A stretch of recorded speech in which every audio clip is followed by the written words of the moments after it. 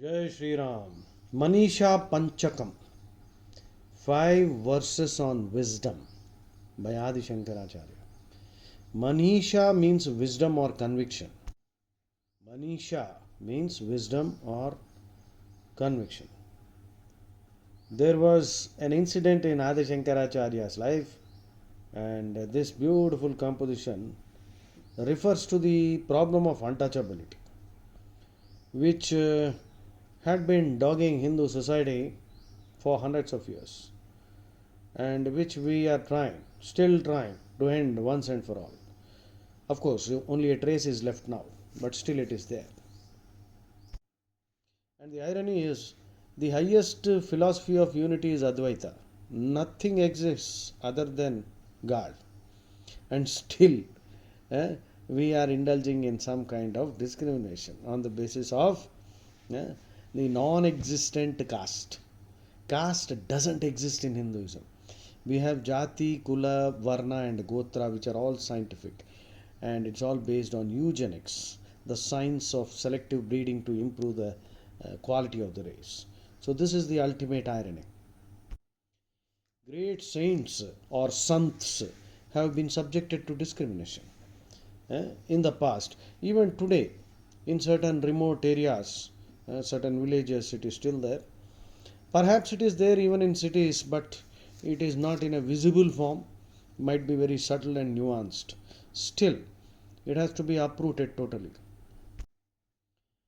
An authentic Hindu who has read Ramayana and who desires to emulate Rama's behavior, has studied Mahabharata and wants to emulate Krishna, then he would never indulge in such a thing. Okay? Shabari, so many characters are there in Ramayana. Guha, Rama befriended all those people whom today our society calls them as Dalits. There were no Dalit, nobody. Everybody was equal because Paramatma exists as Antaryami in every creature, not just human. Even today, you find the evil of caste pride and caste superiority, which must be again exterminated totally. We must instill the value of paropakaram in every child. Paropakarartham phalanti vrukshaah, phalopakarartham vahanti nadyah, paropakarartham duhanti gavaha, paropakarartham idam shariram. So, our body, our existence is basically to make some positive contribution to others and help others. That is the simplest purpose and the highest philosophy too. So, manisha panchakam. Manisha, like I already said, manisha means wisdom or conviction. This story occurs in several biographies of Adi Shankaracharya. And the most important biography is Shankara Digvijayam by Madhava Vidyaranya, who helped in the founding of the Vijayanagara Empire. And he also served, Madhava Vidyaranya served as the prime minister to the two brothers Harihara Raya and Bukkaraya, who were the founders of the Vijayanagara Empire. Later, Madhava Vidyaranya became the guru at Sringeri Mutt. Madhava Vidyaranya's brother Shayanacharya was a great commentator on the Vedas. But of course, Shayanacharya, unfortunately, though he was a great scholar, seemed to suggest that animal sacrifice was justified. And that led to Western scholars and many Hindu phobes pouncing on the idea to denounce Hindus and Brahmins also as beef eaters. So that is the sad part anyway. Shankara Digvijaya contains Vidyaranya's narration. Okay, and this story is very wonderfully described, the Manisha Panchakam story in this biography. As the story goes, one day Adi Shankaracharya, who wanted to perform his midday rituals, walked along with his disciples to the Ganga, and on the way he met a Chandala, an untouchable, on the roadside. This untouchability had gone so deep into the bones of the Hindu, the people of India, that even a man of wisdom, Adi Shankaracharya, of Advaitic realization, became vulnerable and a victim and became subject to it. Or perhaps this is simply an incident fabricated by Adi Shankaracharya, who is after all an incarnation of Paramashiva, just to teach us an important lesson and also to help us get rid of this evil of untouchability. So, introducing the story, the text says, Satyacharyasya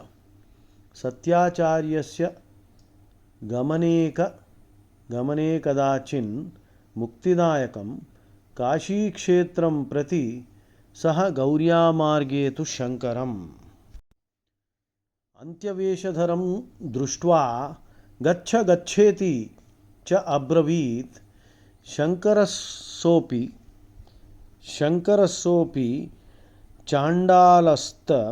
चाण्डालस्तं पुनः प्राह Shankaram.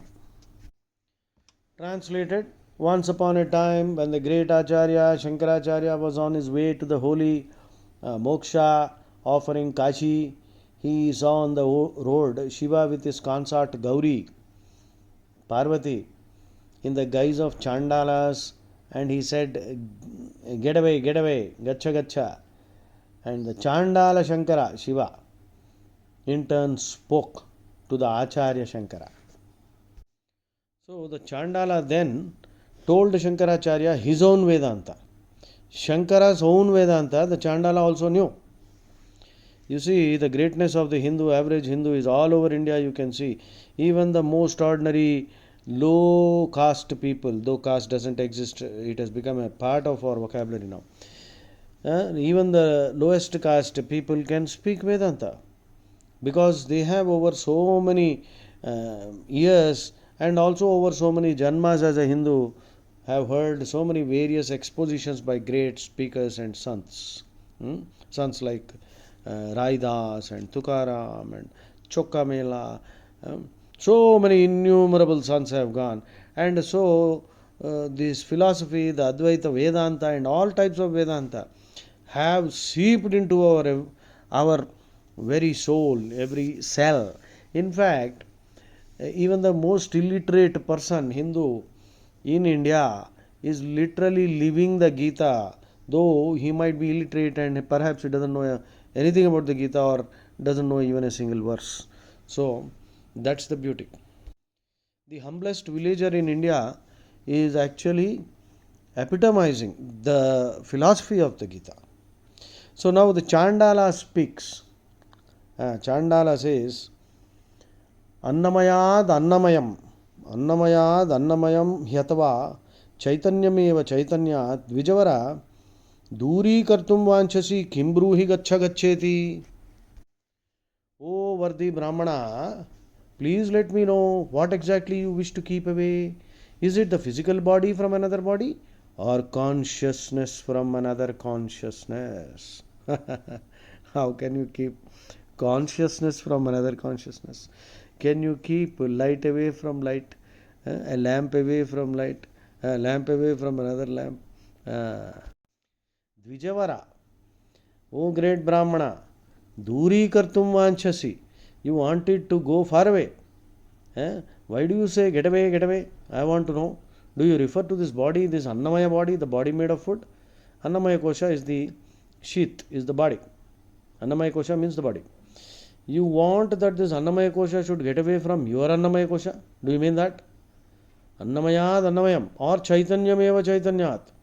There is Chaitanya, consciousness in me and Chaitanya in you. Do you want to see this Chaitanya get away from your Chaitanya? I want to know what exactly you mean. This is the first shloka. The second shloka contains some more Vedanta. Kim Gangambuni Bimbitembaramanau Chandala Vatipayaha Pure Chantaramasti Kanchana Ghati Mrut Kumbhayor Vambare प्रत्यग्वस्तुनि निस्तरंग सहजानंदाव बोधांबुधौ विप्रोयं श्वपचोयम्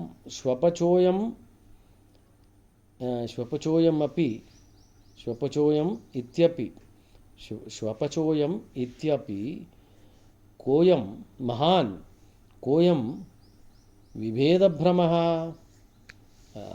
Is there any difference between the reflection of the sun in the waters of Ganga? Is there any difference? And in the water flowing by the Chandala's hut? Or is there any difference between the space within a golden jar and the space within a clay pot? From where has arisen this great delusion in you, which sees one as a Brahmana and the other as Chandala?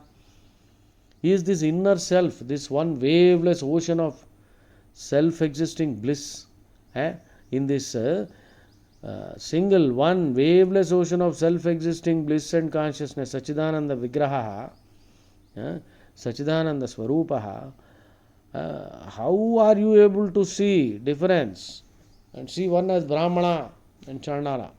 Koyam Viveda Brahmaha. Where from has this delusion of separateness come into your mind? Koyam Viveda Brahmaha.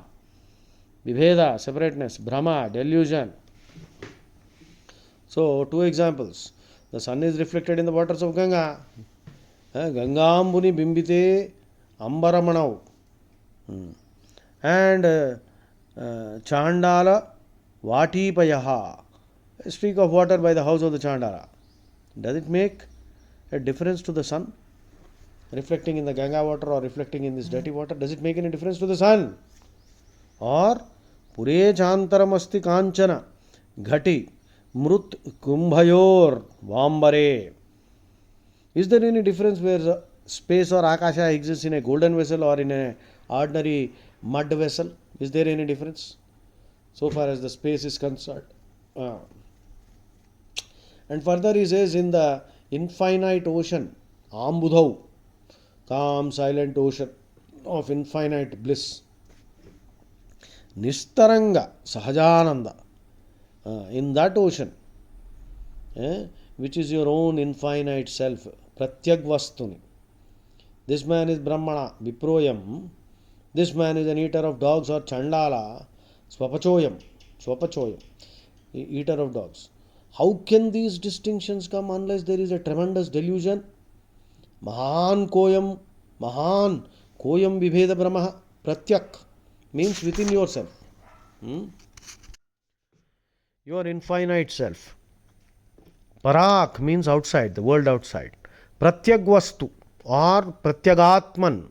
Pratyagatman is the inner self, which is one in all of us according to Advaita.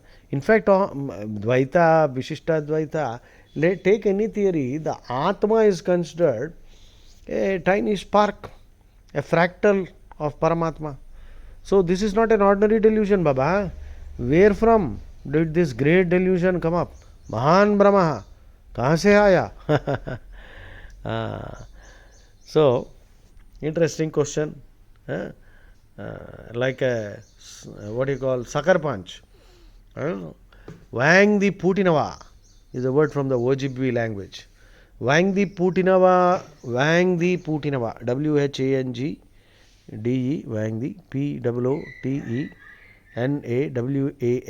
I like this word.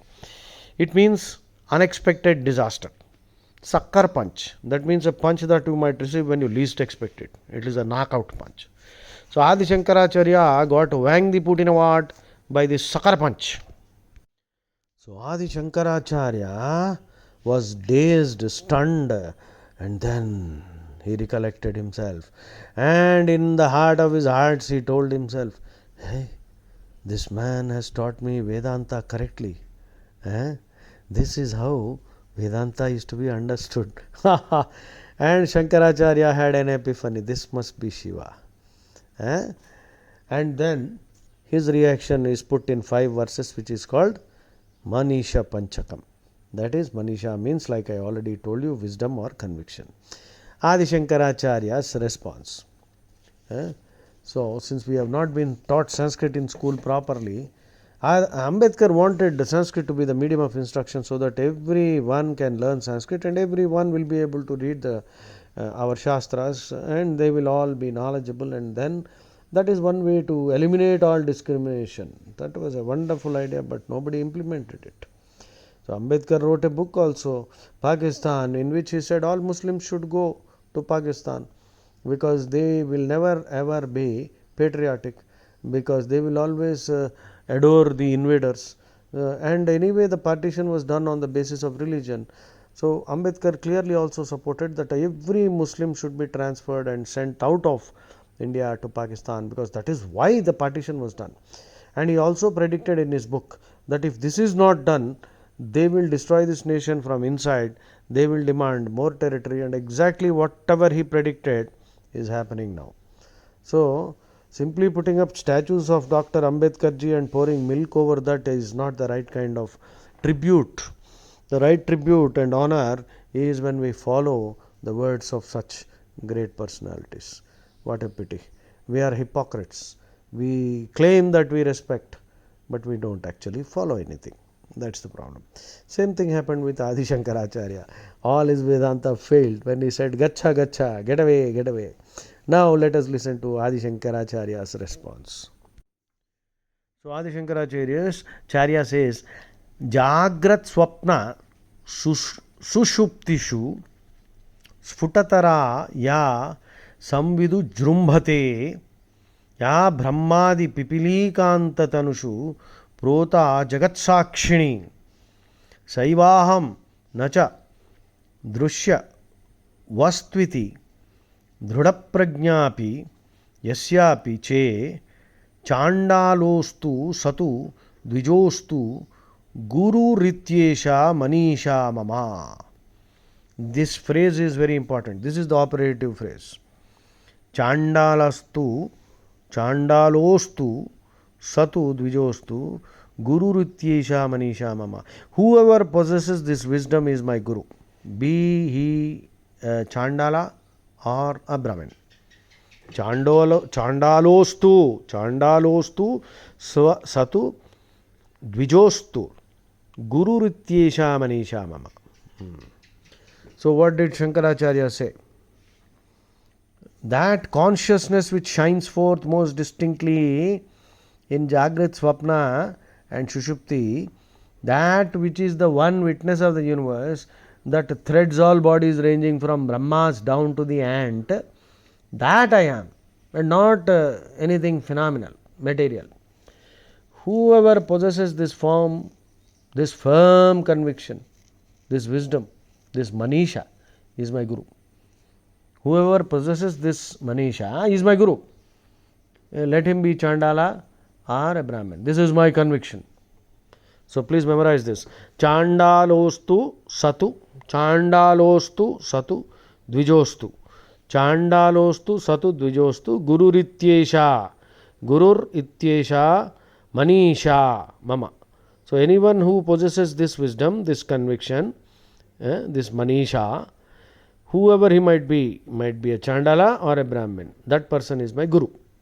So this is a phrase we have to all memorize. Chandalostu Satu Dvijostu Guru Rityesha Manisha Mama. So Guru Rityesha Manisha Mama, this is my firm conviction that he is my Guru. So Brahmadi Pipilekanta Tanushu, that means Brahma's body, Pipilekanta, Pipileka, ant.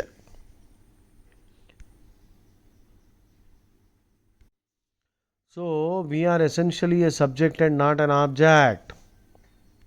Objects are there in the world. Everything that is created, all these are objects. But I am not an object, I am the subject.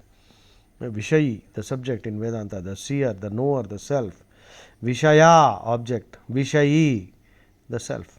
I am not a drishyavastu, a thing seen by the five senses. Whoever has this dhrida prajna, firm wisdom, be that person a Chandala, be he a Brahmin, he is my Guru. I salute him. The second verse, Adi Shankaracharya says, Brahmaivahamidam jagatcha sakalam chinmatra vistaritam sarvam chaitanyadad chaitanya the vidyaya sarva chaitanyadad vidyaya trigunaya shesham maya kalpitam idham yasya drudha matis sukhatare nitye pare nirmale chandalostu satu dvijostu guru rityesha manisha mama. I and this whole universe are but Brahman, a manifestation of pure consciousness. All these phenomena have been imagined by me, maya kalpitam, through ignorance comprising of the three gunas. He whose mind is thus firmly rooted in this supremely blissful, eternal, pure, transcendental reality is my Guru. Even if he is a Chandala or even if he is a Brahmins, this is my conviction. Chandalostu Satu Dvijostu Guru Rityesha Manisha Mama. Okay.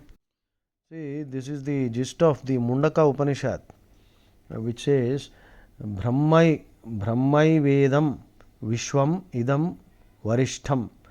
Brahmai Vedam Vishwam Idam Varishtham. The whole universe is that very worshipful God, Brahman. This is the Vedantic teaching. Everything is God. There cannot be anything beyond God. Then, the next verse, Adi Shankara says, Shashvan Nashwarameva Vishwamakhilam Nischitya Vacha Guror Nityam Brahma Nirantaram Vimrushat Vimrushata Nirvyaja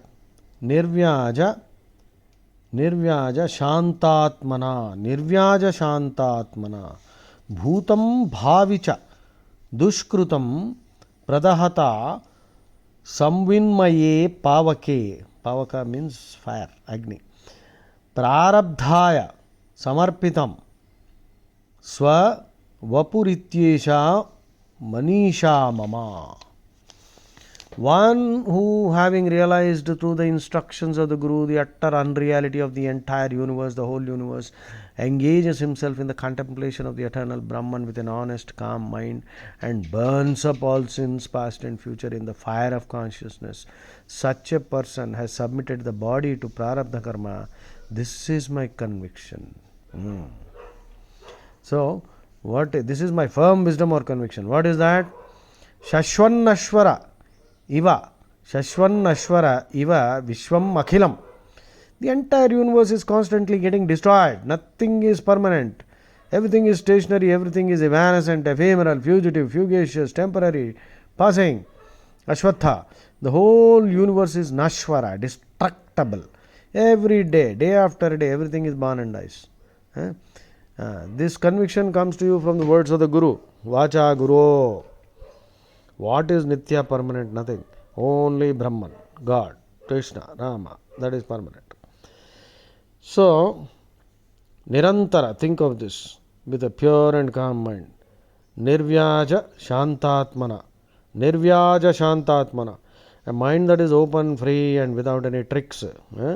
That is why in Guru Granth Sahib, Guru Nanak Ji says,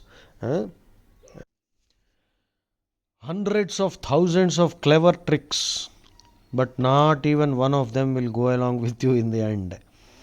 Suggesting that only dharma. So all your tricks, hundreds of thousands. Sain Siyanappa lakh hohi ta ek na chale nali. Sain Siyanappa lakh hohi ta ek na chale nali. In this just one line, Guru Nanak Ji is telling us all, don't indulge in stupid rituals and offering bribes to God and thinking that somehow you will manipulate God also. Nothing will work. Only your dharma. Only the dharma that you accumulate. Be nice to people. Don't harass anybody. Don't cause any suffering. If you do, then all the other pujas, if you think you can do and somehow manage God to, somehow manage to control or manage God, then you are the biggest bloody idiot. All your Vastu, astrology, everything that you follow will not help if you are not leading a life of dharma. If you are cheating, looting, harassing everyone, including animals and even trees, then you are finished. Be very, very scared. Mazak nahi hai. Educated people are indulging in criminal activities and they think just by going to lot of temples and doing havan and offering things to God, they can get over everything. Sayan siyanappa lak hohi ta ek na chale nali. Memorize this. Sayan siyanappa. Sayan siyanappa లక్ హోహి త ఏకన చలేనాలి. ఒక్కటి నడవదురా. నీ తెలివితేటలు బాగా వాడి వెధవ పనులన్నీ చేసి ఏవో పూజలు చేసి వాస్తు గాడిదగుడి ఇవన్నీ పాటించేసి అధర్మాలు చేస్తూ ఉన్నాం అనుకో, ఇవేవి పనికిరావు. ధర్మం చేస్తేనే ఏమైనా పనికి వస్తుంది. So Shankaracharya is saying, burning up all the past and future, whatever bad doings, bad karma, dushkritam, in the fire of pure consciousness, సంవిన్మయే పావకే. So one's body is given over to prarabdha, prarabdhaya samarpitam swa vapuhu. It will continue till prarabdha is worked out. Prarabdha, sanchita, agami, all these things. See, samskaras that are now functioning are called prarabdha. Those that are stored are the sanchita. And the third type, it will take ages to manifest. All these things are there. Only the prarabdha is actually working now. If a man has one eye, that is his prarabdha. He cannot change it. We have got our bodies. They are there. We have to live with them. So I live with a body through the action of prarabdha. Let it go. The other two we burn away completely through the fire of samvid, pure consciousness. Samvid, pure consciousness. So, karma phala already seen in the body. We offer it to prarabdha. Let it work itself out in whatever way it can. Let someone put a garland on this body, Vivekananda said. Let others spit on it. It does not make any difference to me. I am not the body. The body is part of the prarabdha that is being worked out in this way. Wow. So the next shloka Adi Shankaracharya says, Ya tiryan nara devatabhir hamityantaha sfutata grihyate yad bhasa హృదయాక్ష దేహ విషయ భాంతి స్వతో చేతనా తాం భాస్యైహ పిహితార్క మండల నిభాం స్ఫూర్తి సదా భావయన్ యోగి నివృత్త మానసో హి గురురిత్యేషా Manisha మమా. The yogi whose mind is calm, tranquil due to constant contemplation on the effulgence of the pure consciousness existing in all humans, animals, trees, gods, everywhere, as the I within. The I, ego sense, I. So, if you understand this much, that is the same Atma by whose effulgence, luster, bharata, shine forth everything, the mind, senses, everything is sustained by this. And which like the sun is covered by the very objects that it illumines. Such a person is my guru. This is my conviction. Okay. So the yogi's mind is perfectly at peace with itself. Nivritta manasa. That person is my guru. Nivritta manasa. This is my firm conviction. So the yogi always enjoys inner tranquility. Be calm.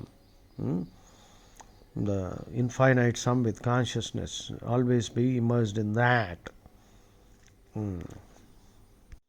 So consciousness in all creation is called samvid. That's the word. So consciousness is like the orb of the sun. It is beclouded by the very objects that it illuminates. A cloud comes, it covers the sun. The sun illumines even that cloud. And the cloud is the product of the sun. Similarly, the senses, mind and body are all products of the pure consciousness and they hide the consciousness within. That is what is happening in our everyday life. And the one who knows this truth of that samvid consciousness, which does all this, that person is my guru. Wonderful, isn't it? This is my conception of a guru. That's what he said. And in the next and final verse, Shankaracharya says, यत् सौख्याम्बुधि लेशलेशत इमे शक्रादयो निर्वृत्ता यच्चिन्ने नितरं प्रशान्तकलने लब्ध्वा मुनिर्निर्वृताः यस्मिन् नित्यसुखाम्बुधौ गलित धीर्ब्रह्मैव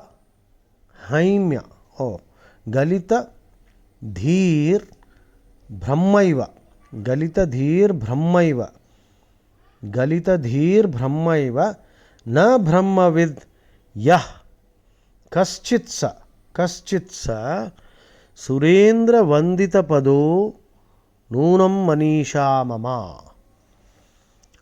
Shankaracharya is saying, he whose mind is merged in that eternal ocean of bliss, even the smallest part of a drop of which satisfies Indra and others, in the eternal ocean of bliss, if your mind is merged in that eternal ocean of bliss, of this ocean, even a small drop, a part of a drop, will satisfy Indra. Will satisfy Indra and others, realizing which, through a totally calm, unagitated mind, the yogi becomes blissful. Such a person is himself Brahman and not a mere knower of Brahman. He is a worthy soul at whose feet the best of gods bow down. This is my conviction. Saukhyambudhi, ocean of bliss.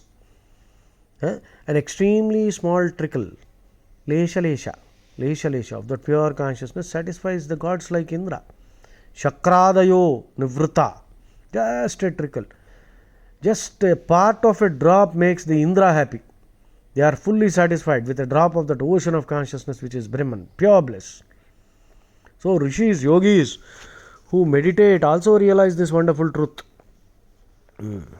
Where the mind is perfectly calm. Chitte nitaram prashanta kalane. And they are fully calm, satisfied, completely fulfilled in life. Labdhva munir nivrataha. And his mind is merged. Galita dhi. In that eternal ocean of bliss. Nitya sukhambudhau. Such a person is himself Brahman. Brahmaiva. He is not a mere knower of Brahman. Na Brahmavid. He is Brahmaiva. He himself is Brahman. Whoever has realized his identity with this Brahman is really a worthy soul, at whose feet the best of gods bow down. Surendra Vandita Pado. This is my firm conviction. This is my wisdom. So these are the 5 verses of Adi Shankaracharya in reply to the 2 of Chandala, which comprises the manisha panchakam. So there are so many inferences you must draw. An avatar of Shiva, Adi Shankaracharya, even he was affected for a minute by this curse of untouchability.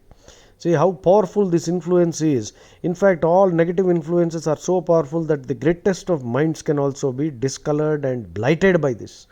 Therefore, live in a sattvic environment. Don't associate with rascals. No kusang. Always satsang.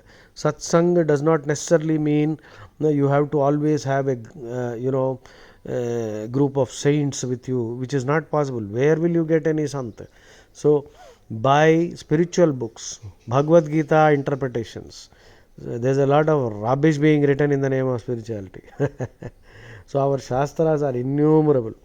Buy the best interpretations of Bhagavad Gita. Go to Gita Press, Jayadayal Goyandaka, Ram Sukdas, and then currently Mukundananda's Bhagavad Gita, Swami Prabhupada's Bhagavad Gita as it is, Chidbhavananda, Shivananda, Chinmayananda, Shankara Bhashyam, Ramanuja Bhashyam, Madhvacharya, and Jnaneshwari by Jnaneshwar, Bhavartha Deepika, Subodhini by Sridhara Swami, Gita Makarandam by Vidyaranya, Swami Vidyaranya, and even Prabha Duneja wrote The Legacy of Yoga in Bhagavad Gita. She has written a wonderful commentary. So get this, read Bhagavad Gita, that itself is sufficient, because Krishna said in the Uttara Gita, Ananta Shastram Bahuveditavyam Malpascha Kalam Bhavascha Vignaha Yatsara Bhutam Tadupasitavyam Hamso Yada Kshiramivambu Mishram. There are so many Shastras and life is not sufficient for us to read all of them. Therefore, take the essence. In short, Krishna is saying, listen to Krupa Shankar's videos, because he has already done the homework.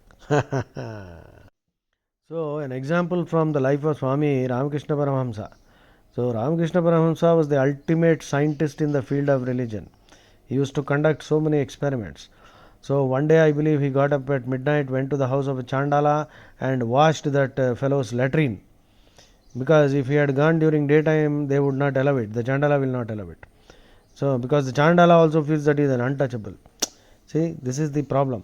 This is what has happened to our country, Bharata. Bharata means one who revels in knowledge. But instead of knowledge, we are reveling in ignorance now. What a pity. So, Ramakrishna Paramahamsa went to the house of a Chandala in the midnight. The bathroom, is on the outside of the house. He cleaned that bathroom. So, can you do that? Do Swachha Bharat. Develop humility. Always be of service to everyone. So, in the life of Swami Vivekananda also, many incidents are there. So, once I will tell you one. Swami Vivekananda was a guest of the Raja of Khetri, and Raja of Khetri was also Vivekananda's disciple. So he invited Swamiji. Swamiji said, what will I do listening to a Nach girl singing, a Mujra? But the girl, sang. Vivekananda went because the Khetri Raja insisted. The girl sang a song by Surdas. प्रभु मोरे अवगुण चित न धरो समदर्शी है नाम तिहारो. O Lord, do not look upon my evil qualities, do not take my negatives into consideration, because you are known as Samadarshi. That means you are equanimous. You treat everyone as the same. So please, I am a fallen wretch. So don't look at my negatives. Don't look upon my evil qualities. And as soon as Swami Vivekananda heard it, I believe he said, this girl has taught me real Vedanta.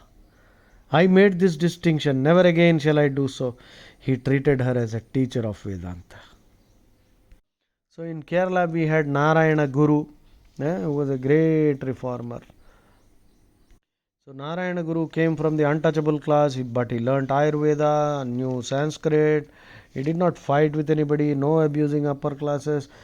Get education, try to stand on your own feet, everything will come. This is what produced wonders. That is what Dr. Ambedkar also dreamt, but we are not able to fulfill it. What a pity. So Narayana Guru's approach was a non-political approach, purely spiritual, social, educational. He was the greatest Advaitin in modern times again. And he is honored by everyone, upper, lower, all classes.